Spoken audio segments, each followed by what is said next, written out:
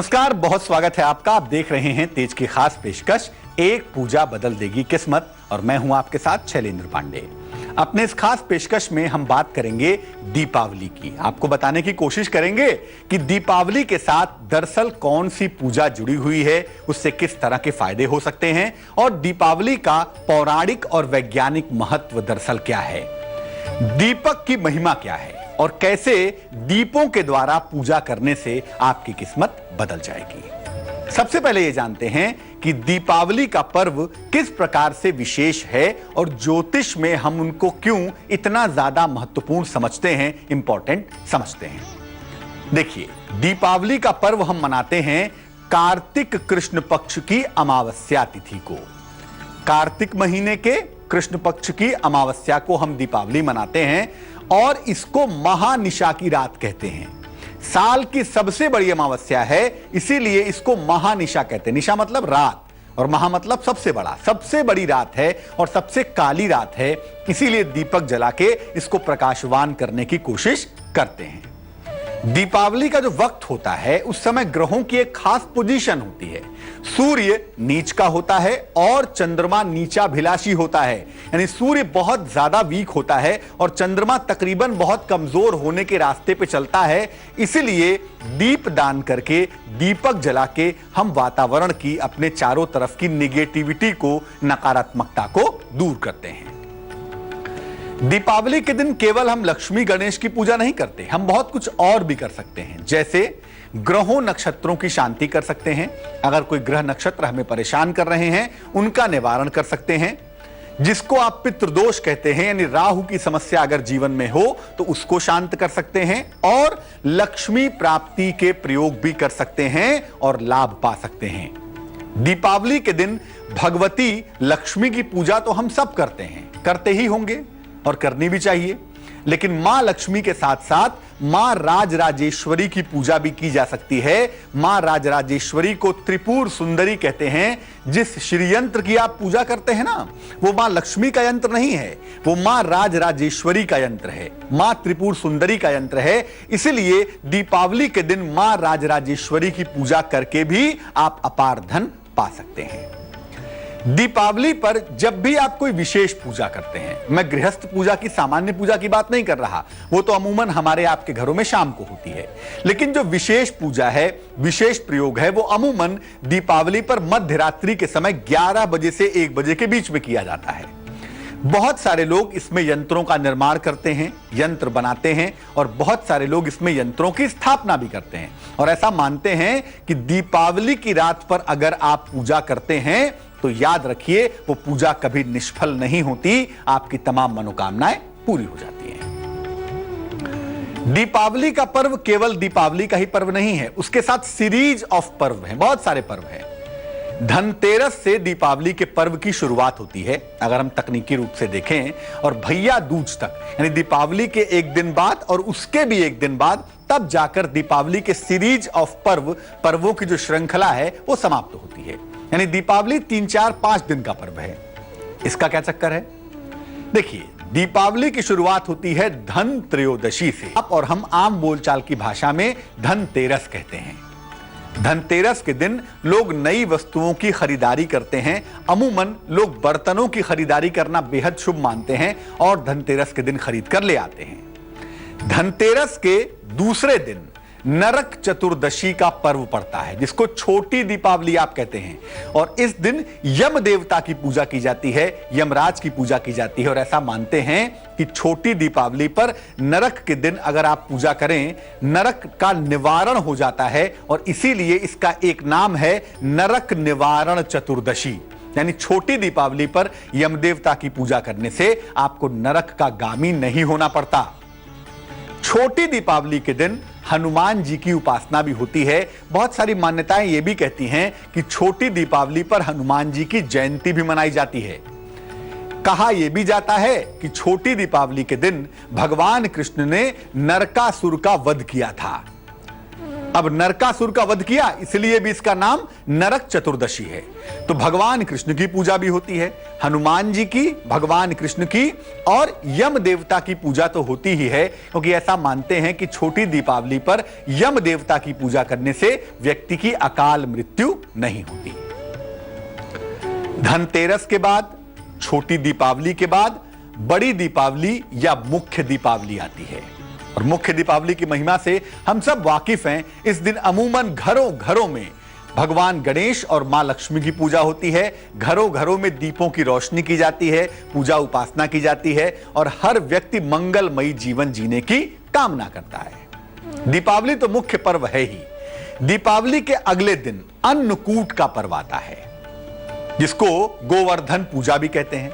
तो दीपावली के next day Annakut और गोवर्धन पूजा का पर्व मनाते हैं, जिसमें गोवंश की पूजा की जाती है, भगवान कृष्ण की पूजा की जाती है, नए अनाजों का भोग लगा के नए अनाज ग्रहण किए जाते हैं। और इसके अगले दिन भैया दूज की पूजा होती है, इस पे बहनें अपने भाइयों को तिलक लगा के उनकी लंबी आयु की कामना करती हैं। और इस दिन चित्रगुप्त भगवान की पूजा भी होती है, जिनसे विद्या, बुद्धि और लेखनी का वरदान मिलता है। तब कहीं जाकर इस प्रकाश पर्व का समापन होता है, यानी दीपावली का मामला एक दिन का नहीं होता। धनतेरस से शुरू होगा, छोटी दीपावली, मुख्य दीपावली, अन्नकूट, गोवर्धन, और तब भैया दूज, और तब दीपावली की समाप्ति। यह लंबा सीरीज है, लंबा मामला है ये। अब दीपावली का पर्व आ जाता है तो बाजार सज जाते हैं और हम घर से निकल लेते हैं, ये खरीदना है, वो खरीदना है। दीपावली के दिन तक लोग दौड़ते रहते हैं, खरीदारी करते रहते हैं। यह भी जानना जरूरी है पूजा के पहले कि आखिर आप जब खरीदारी करेंगे दीपावली पर तो किन किन बातों का ध्यान रखेंगे। देखिए, मूर्तियां सबसे ज्यादा महत्वपूर्ण हैं। अमूमन दीपावली की जब हम पूजा करते हैं तो भगवान गणेश और मां लक्ष्मी की मूर्तियां लाते ही लाते हैं बाजार से। मिट्टी के गणेश लक्ष्मी की मूर्ति ले आइएगा। मिट्टी की प्रतिमा की पूजा की बात ही शास्त्र करता है, और सबसे ज्यादा इंपॉर्टेंट भी मिट्टी इसीलिए है क्योंकि हम स्वयं मिट्टी के बने हुए हैं। हम जिस तत्व के हैं, हम जब जिस एलिमेंट के हैं, हम उसी एलिमेंट के देवी देवता की पूजा करेंगे ना। हम आकाश तत्व के देवता की पूजा नहीं कर सकते क्योंकि हम स्वयं आकाश तत्व के नहीं हैं। इसीलिए मिट्टी के भगवान गणेश लक्ष्मी की मूर्ति, प्रतिमा खरीदिएगा, और यह बहुत बड़ी नहीं होनी चाहिए। शास्त्र कहता है 12 अंगुल, मोटे तौर से 6 इंच की मूर्ति हो, बहुत बड़ी नहीं हो। मूर्ति में गणेश जी और मां लक्ष्मी दोनों आशीर्वाद की मुद्रा में होने चाहिए। आशीर्वाद देंगे क्योंकि आपको आशीर्वाद की आवश्यकता है। भगवान गणेश से बुद्धि चाहिए और मां लक्ष्मी से धन चाहिए। बिना बुद्धि के धन आया तो पागल हो जाएंगे, और बुद्धि के बाद धन नहीं मिला तो जीवन में कुछ रहेगा ही नहीं। दोनों की बराबर आवश्यकता है। बिना धन के बुद्धि की कदर नहीं होती, और बिना बुद्धि के धन मिल गया तो फिर भगवान ही मालिक है, वो तो डेंजरस मामला है। इसीलिए भगवान गणेश और मां लक्ष्मी दोनों की जरूरत है आपको, और इसीलिए दोनों की पूजा करेंगे। आशीर्वाद की मुद्रा में उनकी मूर्ति चाहिए। साथ ही साथ जो मूर्ति होगी उसमें मां लक्ष्मी के हाथों से धन गिर रहा होगा। धन प्रदाता है भगवती, इसलिए उनके हाथों से धन गिर रहा हो।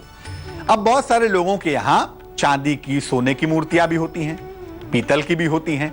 अगर धातु की मूर्तियां हैं तो उसे अच्छी तरह से साफ करवा लीजिए और उसकी पूजा उपासना करेंगे। मिट्टी के छोटे छोटे दीपक और कम से कम 2 बड़े दीपक आपको खरीदने हैं। खरीदारी में ध्यान रखिएगा, मिट्टी के छोटे छोटे दीपक ढेर सारे और 2 बड़े दीपक आपको जरूर चाहिए।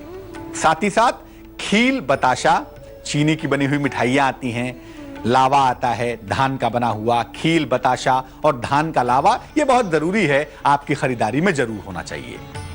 घर के ईशान कोण को, अगर आप फ्लैट में होते हो तो भी, और ग्राउंड फ्लोर पर रहते हो तो भी, जो पूरब उत्तर का कोना है उसको साफ सुथरा रखिए, और जो भी नया सामान खरीद के लाइए उसको पूरब उत्तर के कोने में रखते चले जाइए। वहां पर सामान रख देंगे। अमूमन ये खरीदारियां की जाती हैं धनतेरस के दिन, लेकिन आप दीपावली तक भी खरीदारी कर सकते हैं, कोई मनाही नहीं है। धनतेरस के दिन करेंगे तो बहुत अच्छा होगा, वरना छोटी दीपावली और दीपावली की मुख्य पूजा के पहले आप खरीदारी करके सामानों की ले आइए और घर के ईशान कोण में लाके रख दीजिए।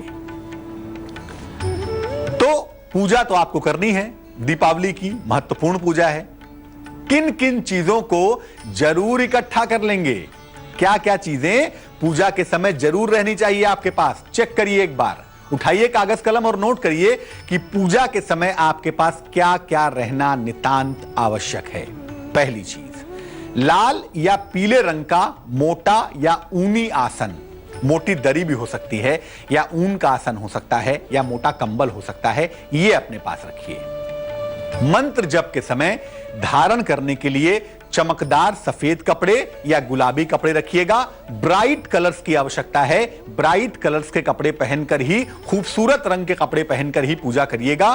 काले और नीले रंग से परहेज करिएगा।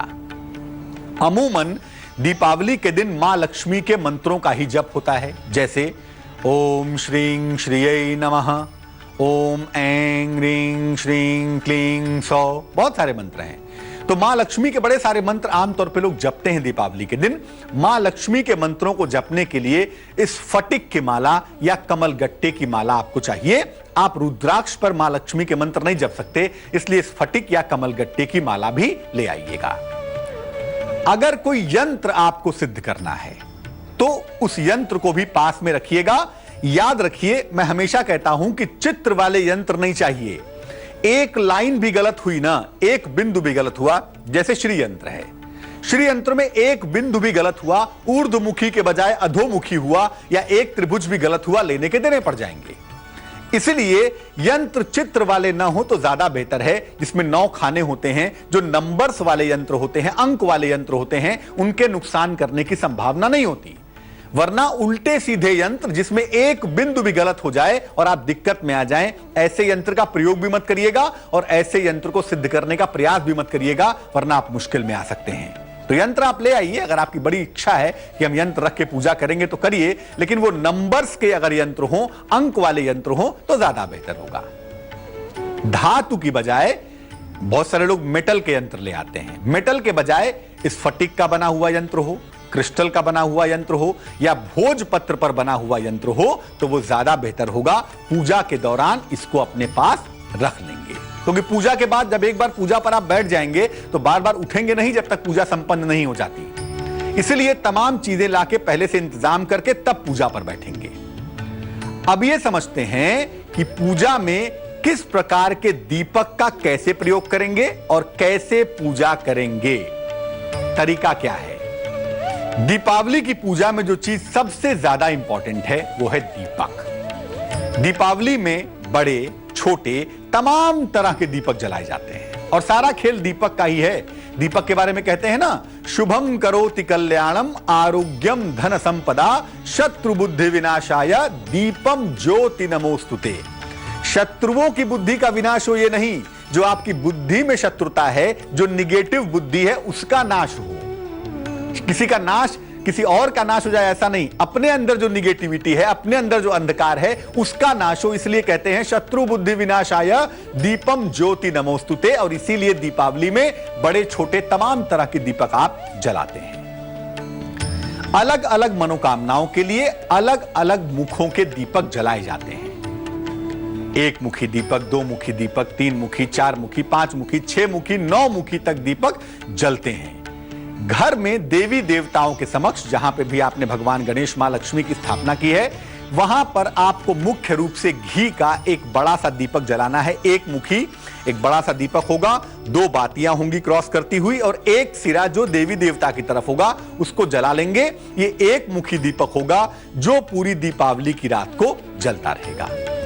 इसके अलावा लक्ष्मी जी के सामने दीप मालिका भी जलाइए। दीप मालिका मतलब दीपों की लाइन, दीप मालिका दीपकों की पंक्ति। 5 दीपकों की अमूमन दीप मालिका होती है। 5 दीपकों की दीप मालिका जलाइए। 5 दीपक छोटे छोटे मिट्टी के दीपक होंगे, एक साथ मां लक्ष्मी के सामने जलाए जाएंगे और ये भी घी के होंगे। घर के बाहर और कोने कोने में जलाने के लिए आप सरसों के तेल का दीपक या तिल के तेल का दीपक इस्तेमाल करेंगे। घर में हर कोने में, हर कमरे में छोटे छोटे मिट्टी के दीपक जलाएंगे। मुख्य पूजा स्थान पर पूजा करने के बाद घर के और घर के बाहर के अलावा, घर में तो दीपक जलाएंगे ही, इसके अलावा जो घर के सबसे नजदीक मंदिर है वहां पर दीपक जरूर जलाएंगे। सबसे पहले भगवान गणेश मां लक्ष्मी के सामने बैठ जाएंगे, एक अखंड दीपक जलाएंगे, एक दीप मालिका जलाएंगे, भगवान गणेश को प्रसाद अर्पित करेंगे, मां लक्ष्मी को प्रसाद अर्पित करेंगे, फूल मालाएं अर्पित करेंगे और उसके बाद जो सामान्य तरीका आप पूजा का जानते हैं, सामान्य विधान जानते हैं पूजा का, उसी तरीके से पूजा करिए। कोई तकनीक इस्तेमाल करने की आवश्यकता नहीं है। और अगर कोई मंत्र आपको बताया गया है तो आप उस मंत्र का स्फटिक की माला से या क्रिस्टल की माला से या कमलगट्टे की माला से जप कर लीजिए।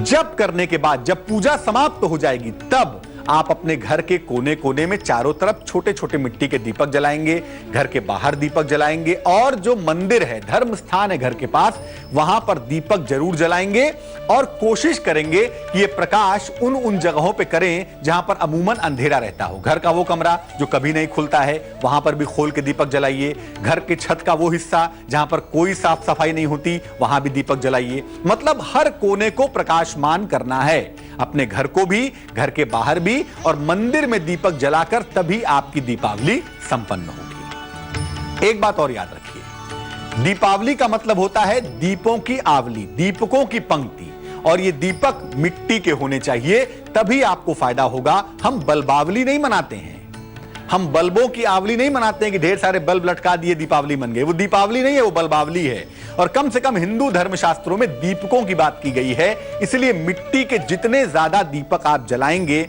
और परंपरागत तरीके से जलाएंगे, बड़े दीपक, छोटे दीपक, अलग अलग तरह के बड़े सुंदर सुंदर दीपक आते हैं, जितने ही मिट्टी के दीपक जलाकर आप पूजा उपासना करेंगे उतना ही ज्यादा बेहतर होगा।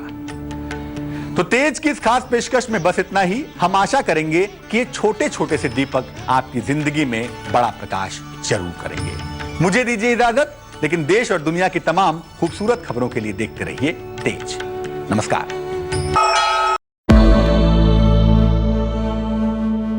निसगम मनि पमग निपम निपमग सनि पमनि सपस।